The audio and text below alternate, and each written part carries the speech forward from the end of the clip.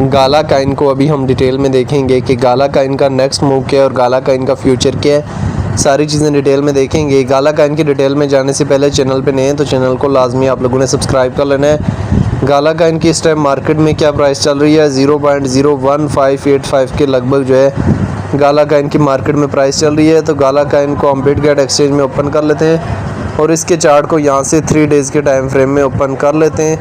3 days के time frame में open करेंगे तो आपको कुछ चीज़ें क्लियर हो रही हैं। उससे पहले मैं आपको गाला काइन के चार्ट को जूम करके दिखा देता हूँ कि गाला काइन कितना टाइम पीरियड हो गया हमारे पास किस एरिया में ट्रेड कर रहा है। तो गाला काइन तकरीबन हमारे पास अप्रैल से लेके अभी तक किस एरिया में ट्रेड कर रहा है। तो हम यहाँ से कुछ लाइन ड्रा करते हैं, फिर आपको लाइव दिखाता हूँ। गाला काइन हमारे पास 0.011 है इसका support zone area, resistance area 0.022 का एरिया। और गाला काइन अगर इसको ब्रेकआउट कर लिया तो इसमें एक अच्छा खासा जो है बूस्टर देखने को मिल सकेगा। लेकिन ये इसका रेजिस्टेंस एरिया है, क्या इसको ब्रेकआउट कर सकता है या नहीं कर सकता, ये भी हमारे लिए जानना और समझना बहुत ज़्यादा ज़रूरी है।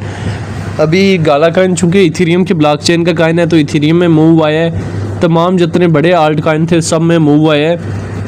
तो अभी स्लोली जो है पैसा जो है वो छोटे आल्ट काइन की तरफ मूव करेगा, जिनमें हमारे पास गाला में भी एक मूव आ सकता है।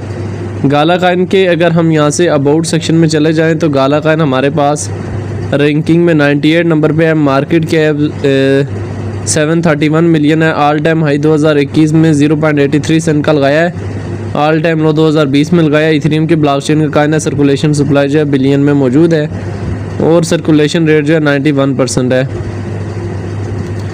गाला काइन को लेके डिफरेंट एक्सपर्ट्स के शॉर्ट टाइम के लिए, लॉन्ग टाइम के लिए क्या ओपिनियन है, एक्सपर्ट्स के ओपिनियन को भी लाजमी देख लेना है।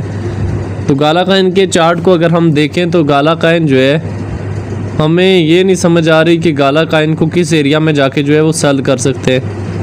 तो गाला काइन जो है इस टाइम जो है हमारे पास 0.01 की 15 की रेंज में ट्रेड कर रहा है। आने वाले टाइम में हमें इसमें बुलिश सेंटीमेंट, अच्छा खासा जो है बुलिश सेंटीमेंट देखने को मिल सकता है।